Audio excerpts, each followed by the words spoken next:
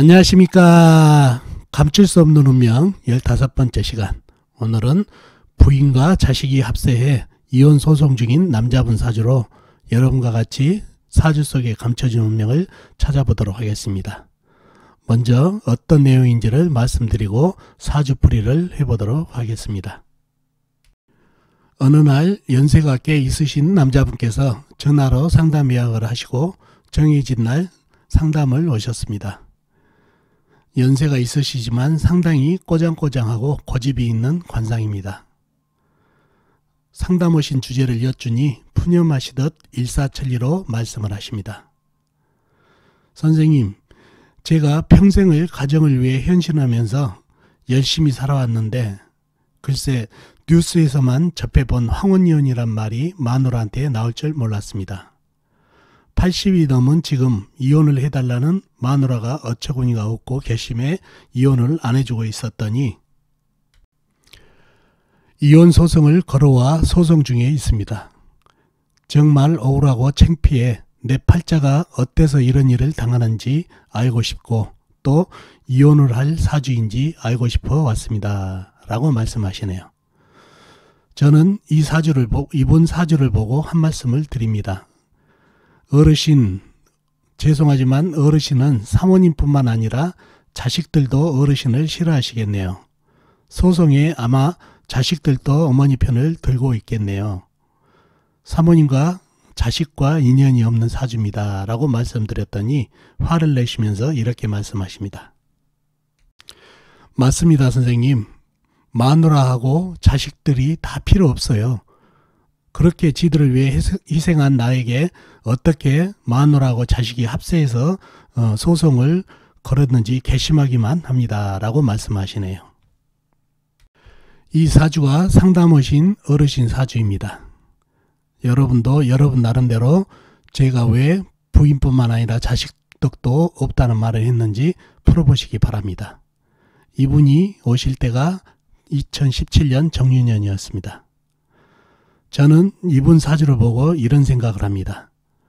어떻게 80평생을 사시면서 아직까지 자신을 모를까? 그리고 자신의 성향을 모를까? 라고요. 아마도 부인 되시는 분과 자식분들 얘기를 따로 상담을 들어보면은 그분들도 꽤나 눈물을 쏟으실 겁니다. 그래서 상대가 있는 상담, 특히 부부 문제는 한쪽 얘기만 들어서는 안 되는 것입니다. 자, 그럼 이분 사주에서 어떤 운명을 보고 자식과 부인, 인연이 약한 것을 알 수 있었는지 여러분과 같이 이분 사주 속에 숨어있는 운명을 찾아보도록 하겠습니다. 자, 이 사주가 상담 오셨던 분 사주죠. 앞에서 잠깐 봤던 정축년, 신해월, 계묘일, 임자시에 태어나신 남자분이시네요. 정축년생이시면 37년생이시죠. 37년생, 올해 82, 무술년 82인데 이분이 작년에 오셨어요. 정유년에. 그러면 81세 때 오셨다는 얘기죠. 연세가 꽤 드셨는데 부인께서 황혼이혼을 신청했고 어떻게 해서 자식운, 배우자운이 약한지 한번 인연이 약한지 사주를 풀어보도록 하자고요. 자, 사주를 파악하기 위해서 오행의 분포부터 한번 볼까요? 본인이 계수, 작은 물로 태어났네요. 그죠? 연간에 정화는 작은 촛불, 축토는 축축한 작은 흙, 신금 작은 쇠, 해수 호수같이 큰 물, 계수 있고 임수 역시 호수같이 큰 물, 묘목 작은 나무, 자수 작은 물, 이렇게 오행이 형성이 되어 있네요. 오행은 빠진 것 없이 다 있는 것 같죠? 그러나 사주에 해수, 임수, 계수, 자수, 물기운이 상당히 많은 사주가 되겠네요. 자, 육친도 한번 볼까요? 육친, 정화는 내가 극한오행으로 음양이 같으니까 편재, 축도는 나를 극한오행으로 음양이 같으니까 편관, 신금 나를 생해준 오행으로 음양이 같으니까 편인, 해수 나하고 같은 오행 음양이 다르니까 겁재, 그 다음에 묘목은 내가 생해준 오행으로 음양이 같으니까 식신, 임수 나하고 같은 오행 음양이 다르니까 겁 흑제. 차수 나하고 같은 오행, 음양이 같으니까 비견.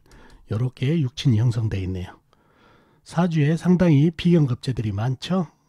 그런 사주로 이렇게 오행과 육친이 형성이 되어 있습니다.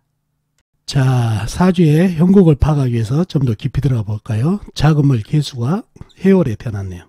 해월은 초겨울이죠. 초겨울은 물의 계절이죠. 그래서 제계절을 만나서 등령을 했네요. 등령. 자, 사주의 강약을 파악하기 위해서 내편, 개수의 내편을 한번 찾아볼까요? 같은 내편은 같은 물이나 아니면 쇠기운이 내편이 되겠네요. 그죠? 자, 먼저 물이 어디 있는가 한번 볼까요? 월지의 해수 큰 물이, 호수같이 큰 물이 개수에게 힘을 주네요. 그리고 시간에 있는 임수, 역시 호수같이 큰 물, 힘을 보태고 있네요. 그리고 시지의 자수, 작은 물도 힘을 보태고 있는 형국이네요. 상당히 큰 물, 작은 물이 개수에게 힘을 많이 주고 있는 형상이네요. 자, 그리고 물은 또 나와 있는 거 없고 축 중에 개수가 있겠네요. 개수가. 그 다음에 쇠는 어디가 있나요? 쇠는 쭉 돌려보니까 월간에 바로 옆에서 신금이 힘을 보태고 있네요.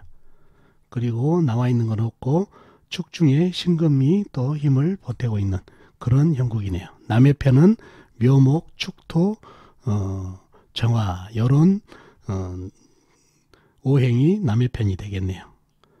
자, 좀 더 깊이 가보면은 남의 편의 힘이 어떤가 한번 보자고요. 사주에 보면은 임수, 해수, 개수, 자수가 전부 힘을 보태가지고 상당하게 물이 형성이 많이 됐네요. 거의 쓰나미급이죠. 쓰나미급이다 보니까 이 조그마한 쇠는 금생수를 한다기보다는 더 거의 수다금집으로 물에 빠진 형국이네요. 아무튼 그 정도로 물이 강하고, 그러면 이 묘목은 조그마한 나무인데 어떻게 되나요? 뿌리채 뽑히고 수생식물이 돼가지고 둥둥 떠날라가 버리죠. 썩고 있다는 얘기죠. 썩고 있는 이유가 이 불이, 이 겨울이고 불이 없기 때문에 이 불도 약하다는 걸 이따 설명드리고, 아무튼 부목에 쓸려 내려가고 썩어가고 있다는 얘기예요. 나무가. 그래서 아무 힘도 없는 형국. 자, 축토는 어떻게 됐나요? 축토는 이건 축축한 작은 흙인데 이 흙이 또 이 많은 물에 쓸려 내려가는 형국, 그런 형국이 되네요. 이 많은 물이, 이 정도 조그마한 흙은, 축축한 흙은 한 방에 밀어버린다는 얘기죠. 그러니 흙도 쓸려 내려가는 모습. 또 이 불은 정화, 조그만 촛불이죠. 촛불은 어떤가요?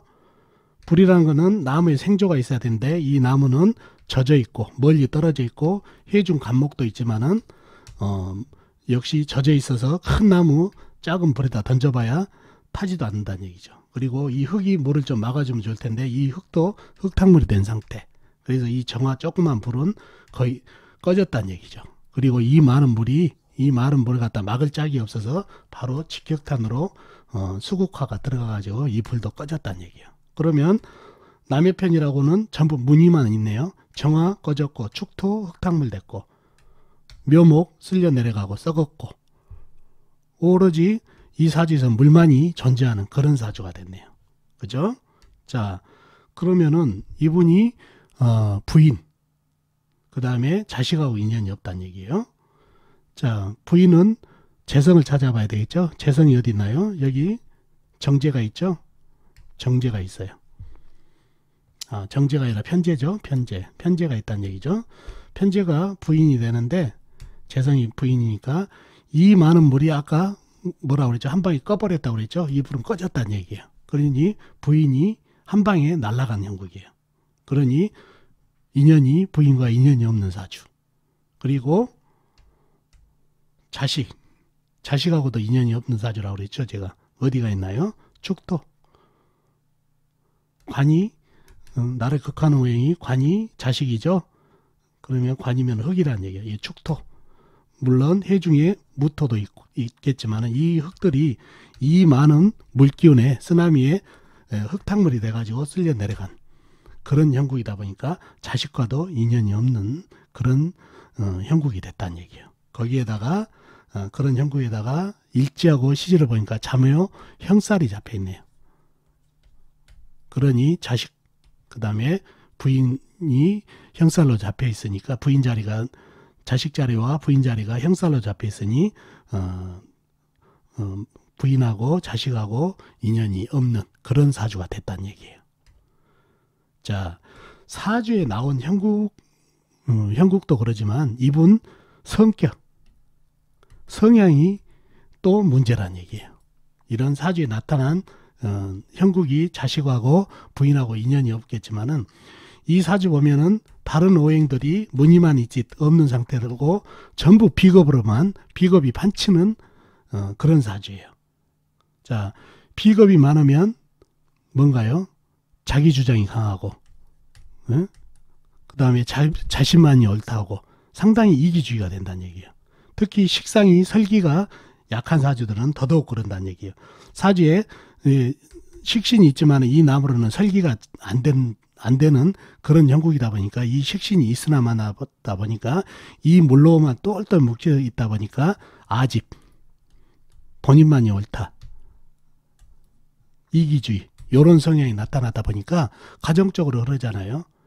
어떤 부인들이 가정적으로 상당히 좀 다정다감 안 하더라도 좀 부인의 뜻도 좀 받아주고 그런 성향이 있어야 되는데 오로지 독재란 얘기예요. 독재. 자신 말이 최고다. 자신 말이 법이다.